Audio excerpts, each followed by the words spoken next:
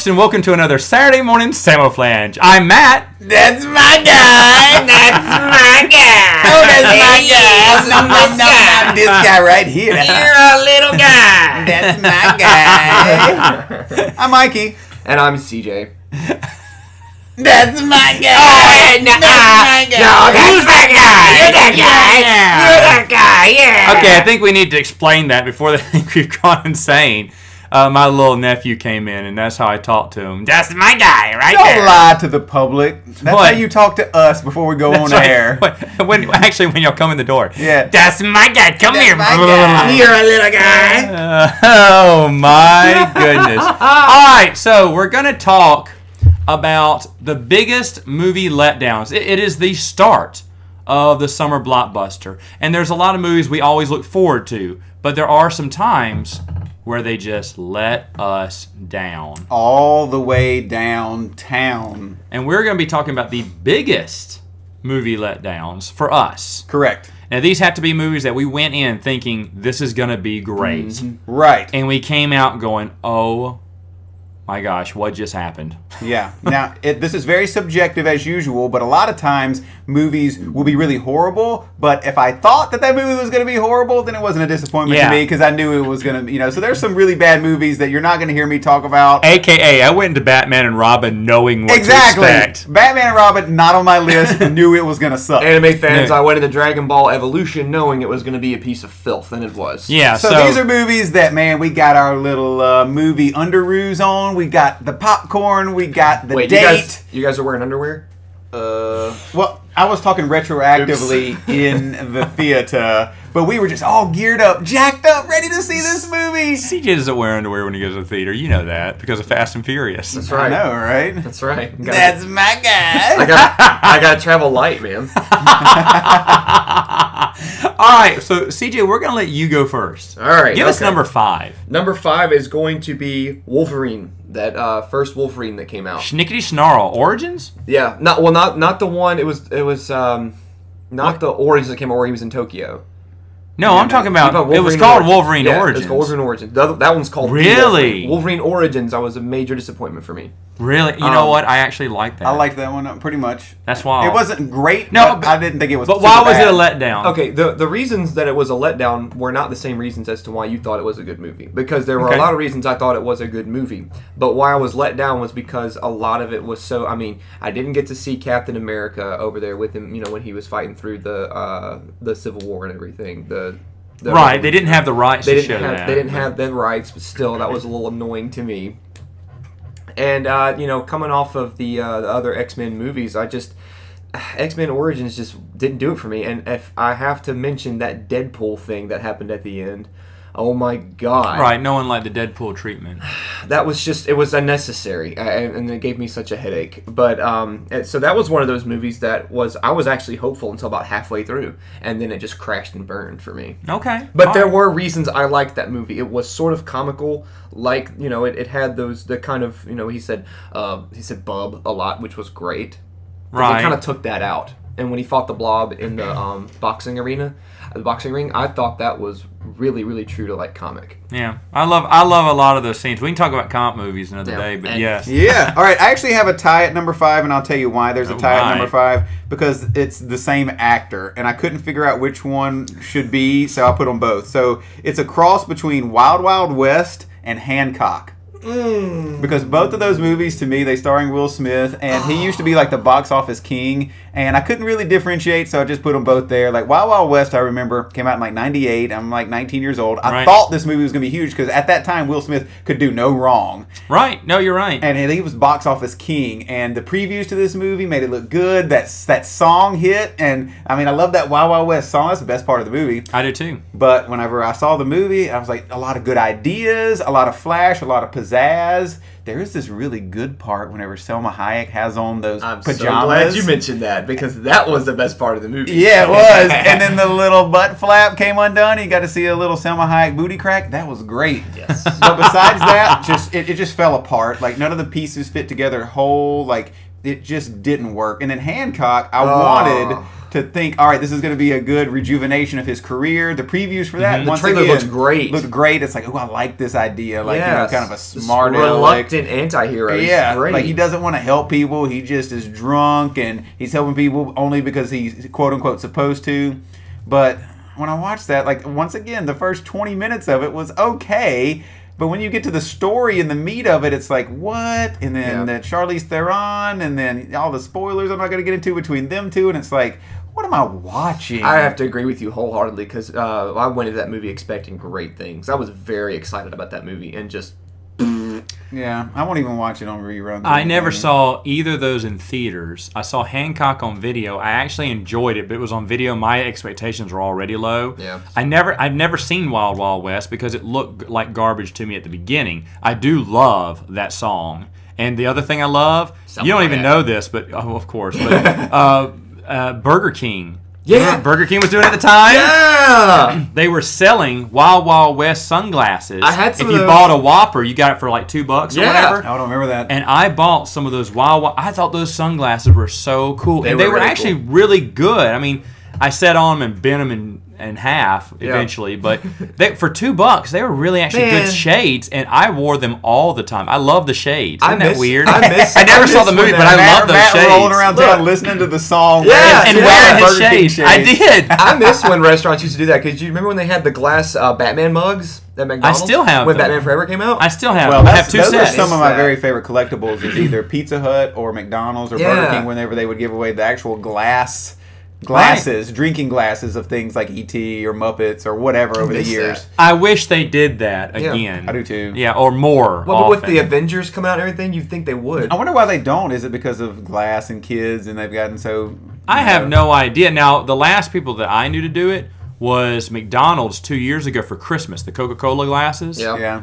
They're getting away, but it's a dying trait Some now, of those which is Batman sad. ones, like you said, from the 90s were excellent. They were Yeah. quality glasses. They were fantastic. quality. Thick mugs. I you have know? two. I have two sets. Yeah. and I'm so proud of them. I also liked to get the trick-or-treat buckets from McDonald's when it was Halloween. Yeah. I did too. I did too. Yeah, I collected I them, don't man. like how they changed one up to be a ghost and one a witch now. I like the 3 different pumpkin ones There we go. better, Yep. the old school ones. But wow, discussion for Anyways, another day. Yeah, wow, Yeah. okay, yeah. All right, so my number 5, it's Lady in the Water. Okay, I almost put that on my list. And I'll tell you why. I like M. Night. I like all of his movies except for Lady in the Water. Yes, you heard me. I like The Village. I love the I Village. like That was The my next Happening. question. If you I like The Village The Happening more to than- me was yeah. okay. What Marky about After Mark. Earth, though? Marky Mark. Marky Mark does not make bad movies. He doesn't. You know But what about After I Earth? haven't seen After Earth yet, so I can't really say all of them. Thank you for that.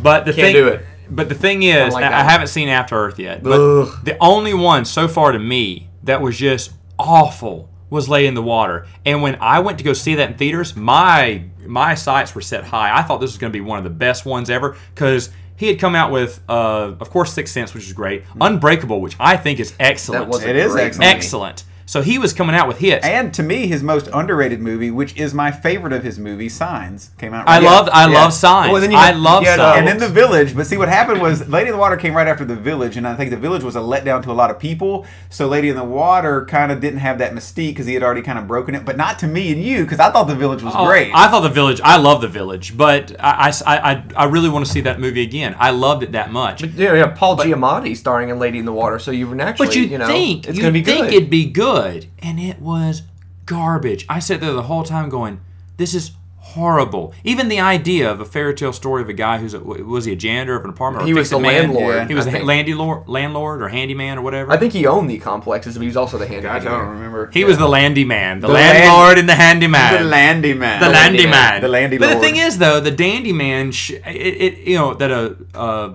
fairy tale is coming to life. That's interesting. Mm-hmm. I want to read about that. I want to see that. No. All I got was Squat. That was not my guy. I didn't think it was all that bad, but I did. But I liked the beginning of the movie because of the mystery. But I did feel that towards the end, That it one got just unraveled kinda quickly, though. It did. I mean, about midway through it, I was ready to walk. Right. I didn't think that it was great, but I Okay. feel you. All right, so number 4. The Hobbit. Which one, the original, or all three as a collection? Yeah, the new series. There were things I liked about it, but it's like, here you have finally a chance to get every stitch of material, and then some, to the letter as it's written in the book. In Hollywood, you have an opportunity to be the first movie franchise to get everything in the movie and please everyone, and you screw it up with a weird dwarf elfin love triangle. What? I mean, you know what? I just recently spoke about this on Prince of the Universe. Did you? And yeah, I just recently saw them all when they all went to video. Did you get the third one? You got it? Yeah, I did. Okay. And so I knew what to expect. Yeah, okay. Yeah. I knew it was going to be garbage because I didn't like Lord of the Rings. So, to me, it was expected. But yes, I agree with everything you're saying. Oh, see, I loved the Hobbit book as a kid. It was my favorite thing to read. And I loved the book, and I was like, okay. And the Lord of the Rings trilogy came out, and it was good. And, especially it being such a big box office smash at the time. It was great. Everybody dressing up and all that. It's a good experience. Here comes the Hobbit, and I'm like, okay. And, when they first announced it, I didn't know it was going to be a trilogy until a bit later. And I said, here comes the Hobbit. It's a short book. They can get it right. It's going to be great. I love the Hobbit. And then just crap on it. Ugh. Yeah. I think that you brought up a good point, and we've mentioned this before, but for me, I enjoyed those movies because I never watched the original cartoon. I never read the book. So the cartoon's bad too. I think this is very much a split because everybody that I know, that has read the books do not like these movies. Yeah. But I don't have that same type of framework and reference to go back on. I do like Martin Freeman though. He was perfect for Bilbo, and he channeled the character, and I think he's a great performer, and that was one of my favorite. That's what the redeeming quality of The Hobbit was, how he portrayed Bilbo, but still. I thought the head dwarf guy was good too, personally, but I don't as Thorin. But I don't have any reference to he was great what too. He was in the books. But then just as an actor, that giant middle finger in the second one. And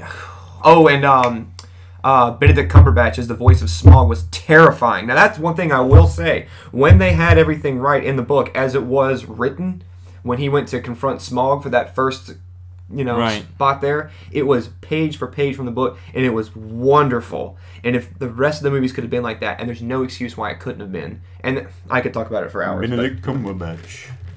He was absolutely terrifying. That's my guy. Oh wait, no, it's not. That's the guy. Okay, Mikey. My number four is Lemony Snicket's in a series of unfortunate events. Wow. Did you read the books? No, didn't read the books. Then how did you have high expectations for it? Because of Jim Carrey. Oh, okay. Because his name is his money. Right. Yeah. I mean, Jim Carrey was my hero in the 90s, and no matter what he did no wrong. Even the Cable Guy, I thought the Cable Guy is fantastic. I like the Cable Guy. And so, after the turn of the century, and he gets a couple of serious movies under his belt. He's still doing well. Bruce Almighty does good. And then I see this preview for this Lemony Snicket's, and I'm like, I don't know anything about the books or whatever, but he's getting to play a kooky character. It's kind of a family film. He's good at that. Yeah. And when I watched it, I was like, man, this is just not good. It just wasn't good. It didn't go anywhere. It didn't go anywhere. It felt like he was trying too hard. And I don't know if y'all read the books or anything. No. I'm curious if it turned into more of a Jim Carrey show than a talent for a piece for his talent, which he didn't show in that movie, or if that's just the way it was written, where that guy was always kind of oppressive. Right. But none of his gags didn't work. His slapstick didn't work. It was trying to. Now for me, The Grinch worked, which a lot of people it didn't. But I take what other people talk about The Grinch and I apply it to this movie, where I didn't feel like his slapstick fit with that story that they were trying to tell. Yeah, I mean, it was just, I don't know, the movie itself, just the tone was boring. I mean, all the colors and everything that they were using for wardrobe, and even the cinematography of it. I mean, the whole thing was just boring. I just didn't care. It's he just didn't care. It's but it was so disappointing to me because I had the highest hopes. I mean, any Jim Carrey movie, opening night, I was there for dang near 15 years. And then that was the beginning of the end of that for me. And see, I wasn't as big Jim Carrey fan, and I wasn't a fan of the books. I never read them, so I came in with limited expectations, and they didn't meet those. But I wasn't that as disappointed. Mm-hmm. But I understand where you're coming from. That would be one of the most disappointed for you. Yeah, certainly wasn't his last though. Fun know. with Dick and Jane. Yeah. Mr. Popper's Penguins. Eternal Sunshine of the Spotless Mind. What? That was a great movie. Oh, he's trolling you. He's trolling you. Don't be dwarfing me, Matt. Don't be dwarfing me. My number 4 is not necessarily a sequel. It's just that they brought two great movie franchises together in a crossover movie, and it failed on all levels. AVP. Never saw it. Aliens versus Predator. The first one. Yeah, I didn't like that one. Second one wasn't as bad, but the first one was just horrendous. And the thing was, you love the Predator. Yeah, I love the Predator movies. CJ, do you like the Predator movies? A little bit, yeah. Okay. But I love the Aliens movies too. And so to bring them together, and this is something we talked about as kids. Growing up in the 80s, you talked about Predator versus Aliens. Or in the 90s, I know everyone talked about that movie. That we wanted it made. It finally got made, and it was garbage. Should have just rebooted Predator 2. All of it was garbage. I sat there the whole time going, this is what they're doing? Yeah. It was terrible. You know what would have been fantastic in that movie? I've never seen it, so I can't say one way or the other. But I do think it would have been great if you went like the entire movie, Alien versus Predator, but then at the end of it, the big reveal is that Danny Glover was in the alien suit the entire time. And it's actually just a reimagining of Predator 2. Yup. Now that would have been great. There you go. How soon can you be in Hollywood? That's right. And then right whenever like the mask comes off, it's kind of like in Predators, whenever like too old for this. when the mask comes off and it's Lawrence Fishburne, except for it being Lawrence Fishburne, it's Danny Glover. And then CJ just like, that's my guy. That's it. That's my guy. And then and then he in the next frame he's out of the alien costume, but he's wearing his jersey from Angel in the Outfield. That's right. Yeah. Angels in the outfield. And speaking of out in left field, that's where that idea came from. CJ, what is number 3? Number 3 is Sucker Punch. The formula was there. Chicks in short skirts, giant robots fight each other with samurai swords. It's fantastic. And the director... Not! Yeah. Get one now. Tell me why it was a disappointment. It's... Okay, so... Yeah, from the trailer, you pretty much gather that she's, stuck in this asylum or whatever, and she's escaping or whatever. But I mean, you find out that she's just kind of, I don't want to spoil anything, but it doesn't meet your expectations. Yeah, the thing about it is, I know, and people tell me that it's like, hey, but you like the Superman movie? It's like, yeah, well, I did like the Superman movie because it didn't write checks, its ass didn't cash. Sucker Punch wrote so many checks that just bounced at the bank. It was just terrible. I was expecting it. As a huge anime fan, this looked like kind of a, what anime-esque. Yeah, and kind of a tribute to people who, kind of want to see a little more of an anime edge to live-action movies. And I guess I should have maintained my mantra, anime doesn't work in cinema, and it stands true with Sucker Punch. This was a very anime-esque kind of take on, Hollywood action films, and it was just awful. Yeah, girls with swords, right? Yeah, and like I said, that's a winning combination for me. And then add in giant robots, but then it's just... it's just ruined it. No, it was just stupid. Number 3. All right, so on my list, we already did a whole podcast about sequels, worst sequels of all time. Right. And so I tried really, really hard to stay away from sequels on this because I didn't want to overlap. But I do have 2 sequels, and this is the first of my 2. Okay.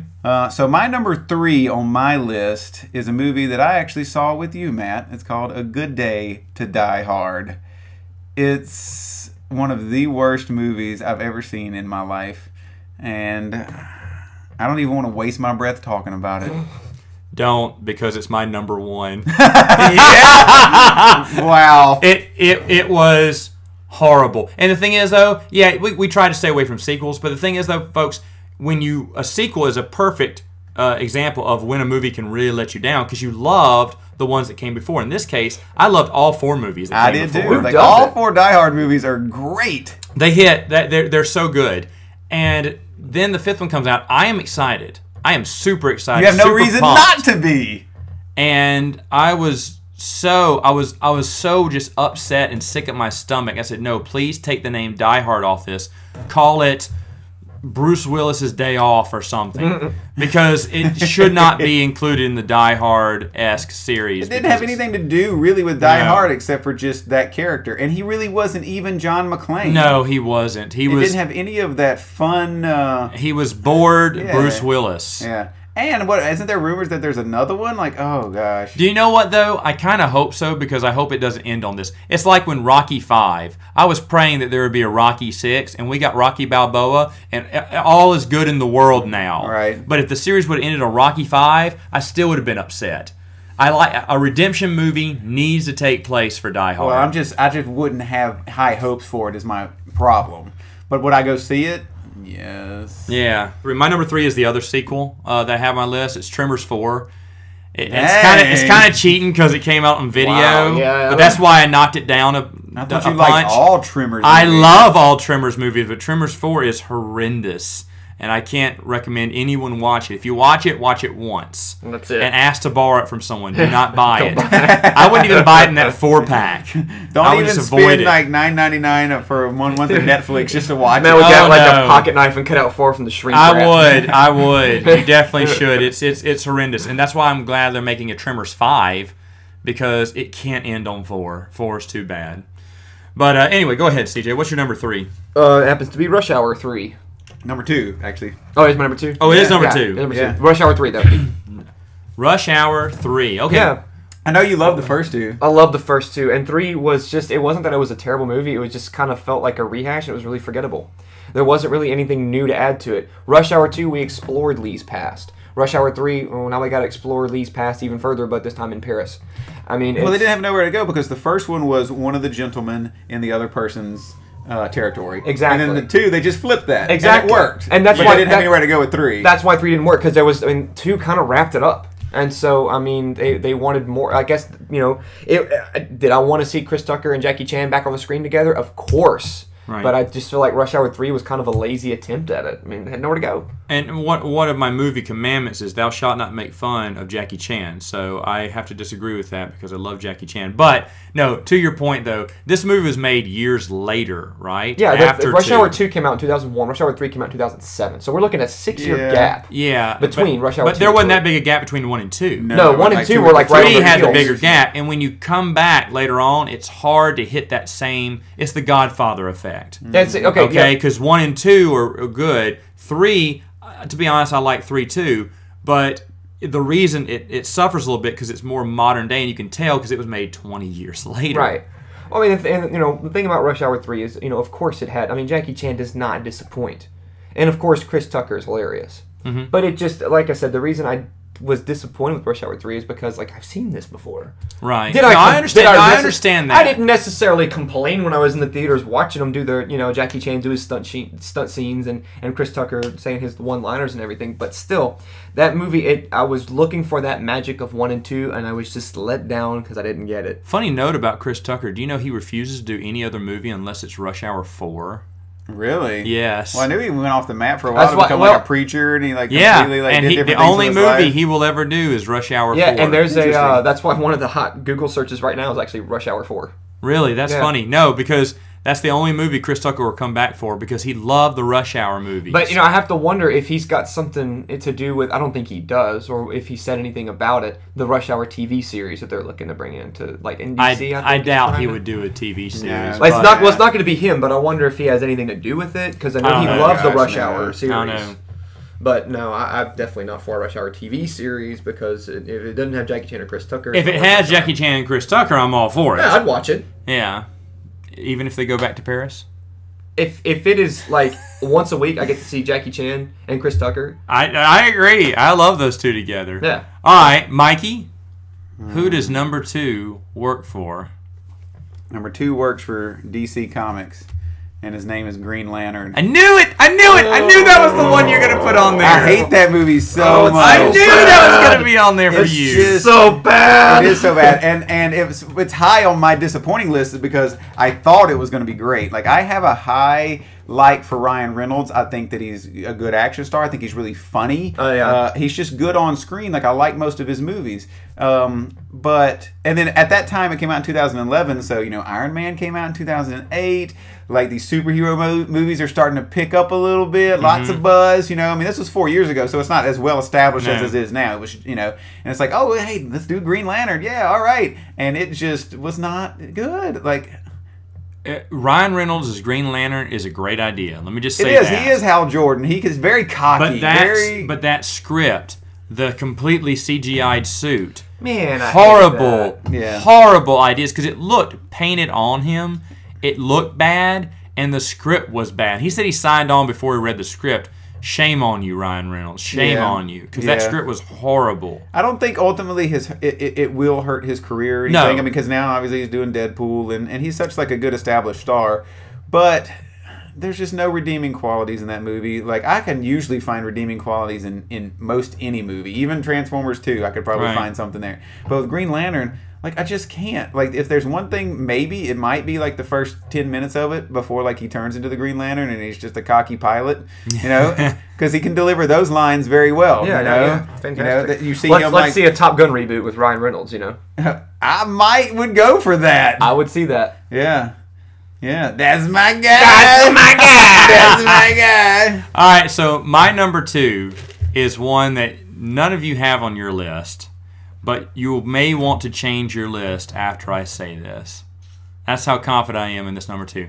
I was super excited when this movie was announced. As a kid, I could not wait to go see it.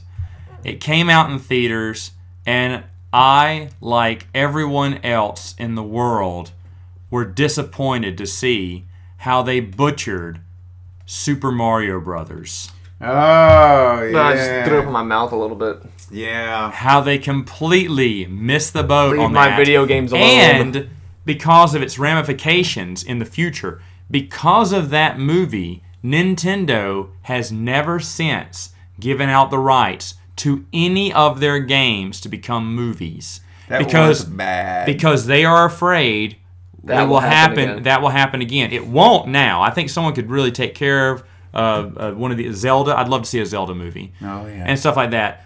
Mega Man. Who wouldn't want to see a Mega Man movie? But the thing is, though, they will not give out the rights. They're still scared about that Super Mario Brothers flop, which was garbage. On the That flip was side of bad. that, when I was a kid, I loved the TV show. Oh, Well, no. the TV show's different. TV Whole show's different. Yeah. Hold on. I love that. You get Lou Albino as the Yeah, that was a good as cartoon. Mario Yeah. for the live action That sequences. was Who was awesome. Luigi? I don't What was his actor's name? I don't They were remember. fantastic. They were. They should have been the movie But that was ones. like a different take because whenever you're a kid, that's the Mario and Luigi you want to see. Like, they're goofy and kind of bumbling over each other. Oh, and yeah. that just worked with that Yeah. cartoon. That whole... The brothers. Yeah, the brothers. The brothers. I loved it. I know. And You're they had right little about video that. game sounds here and there. You're right about But what that. the hell were they thinking with that? God, that movie. But there was just some awful... I almost put on my list, and I'm sure it's not number 1 on y'all, so I'm not spoiling anything, but I almost put Mortal Kombat 2 on my list because the first one I enjoyed. You know, like video I knew game the movies. second one was going to bomb. Yeah, We but actually that talked about that Annihilation last was night. just trash. So, but none of But those that video game one, movies I went could- to Super Mario Brothers so friggin' Yeah. excited. You don't even know how friggin' excited. I think I was bouncing in my seat because I was like, "Oh, Mario! I can't wait!" And then I watched. I was going, "What is going on? This is It was like horrible. some weird like New York crime drama. It was That awful. That was one of only 2 times I've cried in a movie. It was like so. I cried. It was in like the movie someone theater for didn't that one. watch. Was someone, the other the end of Furious 7? No, well, that was different. That was different. And no one was there to see it, so it didn't happen. Do you know what he said in theaters? Right? That's my guy. Paul Walker. The second time that I cried tears of misery, let me just put it that way, was Dragon Ball Evolution. I didn't even realize what was going on. It's like, did it get hot in here? It's like, no, there's like Hot warm tears. tears going down my face. I'm like, why are they doing this? That's just eye sweat. What is your number 1? Star Wars Episode 3. Wow. Oh. If anybody was gonna say a Star Wars, I would Wow. have thought it was 2 because 2 All is right. horrible. Wow. Well, episode 7 hasn't come out for me yet, so I can't say hated anything. 3 so freaking much. You I like can't 2 even- more than 3? I didn't like any of them, but 3. is Now, the why depth of my was hatred. 3 Interesting. a big disappointment? Because I think I Okay. know where you're coming from. Okay, so 1, 2, and 3 came out when I was about... 1 came out when I was about 12, 11 or 12. Did you like it? I liked 1 because of the lightsaber duels. Okay. Hated Jar Jar like most people. But at 12 years old, you hated him? Yes, I did, absolutely. Okay. I hated him. But my dad was excited to take us to it. He's like, man, I got to see Star Wars when I was, growing up in theaters. Get to bring you guys to see Star Wars. And it's going to be a great, dad and the kids event. Me and my brother and my dad were excited about it. We got the Star Wars collectible cups at Tinseltown Cinemark Theater. It was great. We sat down. I loved the lightsaber duels. Wasn't impressed with the movie. Number 2 came out, and I was a little bit older, so I knew a little bit more about Star Wars, researched a little bit more, knew the story better. And then here comes, and I watched the 4, 5, and 6 again. It's still a better movie. And then episode 2 came out. It was garbage. I hated it. I hated the clone thing. I just couldn't stand that. And then 3 comes out, and it just gets even worse. And then I'm like, okay, we get to see Vader now. We get to see him turn, and he's killing the Jedi Council. I want to see blood. I want to see people die. And they kind of did. And then episode 3 came out, and just that I don't have to tell anybody. They've probably all seen it. If you have seen episode 3, you probably shouldn't listen to this podcast because you don't know what I'm talking about. But the very end, when he stands up in the Vader costume and just, no, I almost threw up on the person in front of me. I mean, and there was 4 people in the crowd going, ugh. Now this is interesting because CJ is a lot younger. He's in a different generation than we are. And your generation, for the most part, really loves the prequels. I hate the prequels. And for the most part, I would say that the originals are better than the prequels. No, I can't. The only redeeming quality... For the most part, you mean for every part? Yeah, the only redeeming what are you even quality... talking about? The only redeeming quality in the prequels was Mace Windu. To me. That was the only thing I liked about the prequels was Mace Windu. I thought that Samuel Jackson got him stuck out in those movies. I didn't like Mace Windu at all. But I like his purple lightsaber. I will stick to this. I think the main thing that is wrong with those movies, I don't think the actors are necessarily the issue here. Everyone talks about Jake Lloyd. Everyone talks about Hayden Christensen. I've seen Hayden Christensen in other movies. I think it's bad writing. I think it's bad writing and it's bad directing. And it does fall on George. And it's because George surrounded himself with yes men. Yeah. And no one told him no. So when he wrote the script, they're like, okay, whatever you say. They should have said, hey, George, let me rewrite this. This love scene between, what was it, Padme and Anakin in episode 3. Right. The dialogue makes no sense. Look, that's what I'm saying. Horrible. It's not Hayden Christensen's fault that he all of a sudden starts talking about sand. He's like, I hate sand. It's so coarse and it gets everywhere. I know. That's not his fault. They're doing the best they can with what they got. He didn't make that up. And the thing is, though, George Lucas' direction, if you understand this, they are in front, if you look at the behind-the-scenes videos on all these prequel movies, they are acting in front of a blue screen. Everything's blue. The people they're talking to, they're blue screen people. They're blue, they're like blue. Yeah, because there's no puppets, and that's why they failed. There's nothing going on around them. Not even the floor around them is real. That's hard to act and pretend that everything... Okay, and then they're yelling at him. Okay, this is going on. Okay, now this is going on. You're playing make-believe in your head with nothing to work with. And on top of that, the only direction you're getting from Lucas, and Harrison Ford even said this, is it's always faster and more intense. He will not give you anything else. He won't say, hey, I need this, I want this. He'll let you do whatever you want, but then he'll say, okay, a little bit faster, more intense. And that's all he can say. Even not seeing the original 3 and being from my generation and people who did like the prequels, no, I have to disagree because I love puppets. 4, 5, and 6 to me were the best because the actors had puppets to sit there and interact with. Puppets make everything better. They make everything better. Jim Henson. That's my guy. That's my guy. Right there. I love Jim Henson. And I would be so bold as to say 1, 2, and 3 failed because there were no puppets. I would agree with that. So puppets equals success. Exactly. But no, I agree with you too. It's not the actor's fault. You're absolutely right. When you go back and look at behind the scenes, they're sitting there playing make believe. And let's face it, if you're 8 years old. Now that's how I want to see 1, 2, and 3 happen. I want to see a bunch of 7 and 8 year olds pretending to be in this world. Then it might actually work. Let me ask you a question, Matt. This is way off topic, but just a simple, yes or no. Do you think that Star Wars... All right, so I'm pretty sure that George Lucas doesn't care one way or the other because whenever he made the prequels, they made a boatload of money and he got, very rich and he got to have creative control and do whatever he wanted to do. Do you believe that if those 3 movies would have critically and commercially had the success that the originals did, and he didn't get so widely panned, do you think a decade later he would have sold to Disney? No, he wouldn't have. You're exactly right. He got his feelings hurt from everyone calling him a jerk or whatever, is what in his words. Yeah. And you could tell because in 2012, early 2012, some interviews in February when Red Tails was coming out, you could tell he was just getting tired of the fans. And then Red Tails was getting panned too, and he was getting mad at that too. And it was just big frustration. It's like, yeah, it's almost a little bit immature. It's like, okay, fine, I'm just going to throw it away then. I don't want it anymore. Yeah. And then he threw it to Disney. Now, that moment in February, he was still not deciding yet, but you could tell the anger because everyone wanted to say, okay, what about, are you going to make more Star Wars? No, I'm not making any more Star Wars.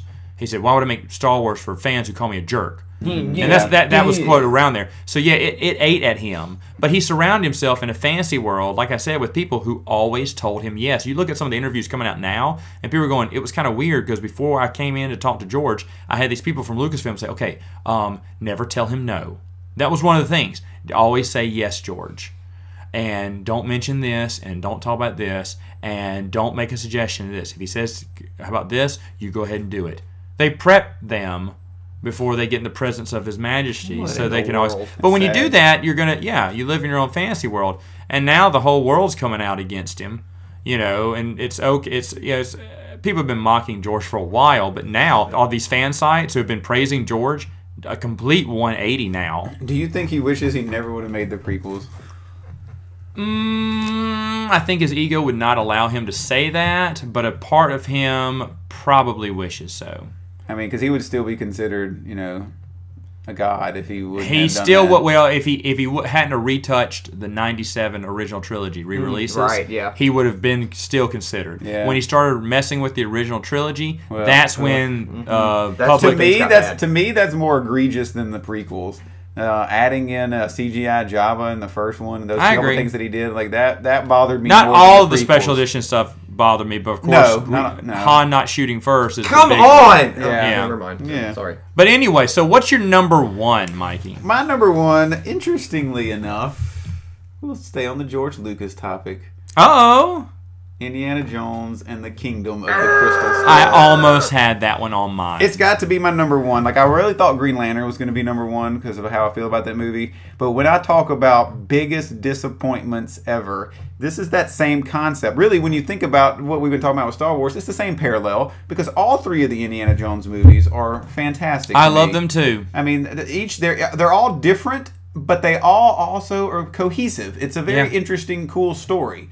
And Indiana Jones is, to me, it's a better character than Han Solo. That may be blasphemous, but I like Harrison Ford's work as He's a great character. Yeah. Indiana Jones is a great character. Absolutely. And the fact, though, that you had Spielberg directing, so that's money right there. Right. All 3 of those originals were good. So, like, when I think about at that time, because for years, you talk about Alien versus Predator, for years there were always rumors of an Indiana Jones 4. For 2 decades, it was just out there. Never thought it was going to happen. Harrison Ford is such a recluse. Like, you don't ever get anything much out of him. Right. And when you do hear some kind of quote, it's kind of like, I might maybe kind of, sort of, almost be interested in that if it's something that may happen to almost sort of end up in front of me. So you never could get anything like definitive out of him for years.